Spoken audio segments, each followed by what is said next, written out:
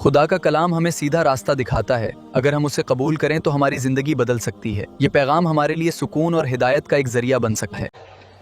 तेरी बेटी कोई नहीं 10 साल दी,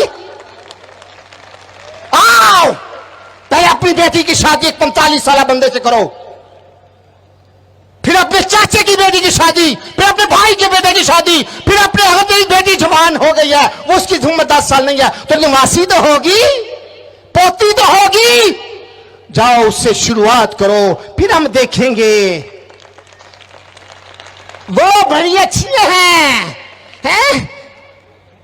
कायदे आज़म मोहम्मद अली जनाब मेरा बानी है पाकिस्तान, उसने 11 तारीख को ये खिताब फरमाया, मेरे क्रिश्चियन मसीह लीडर्स को अपनी तरफ मोटिवेट करने के लिए कहा कि ये पाकिस्तान अक़लीतों का पाकिस्तान बनने जा रहा है। यहां पर किसी को किसी के मजहब पर कोई फौकियत हासिल नहीं होगी। आजादी के साथ दुआ करेगा, आजादी के साथ नमाज पढ़ेगा, आजादी के साथ शादी करेगा। मज़ीद अच्छी और सबक आमोज़ कहानियों के लिए like and share and subscribe कीजिए। God bless you.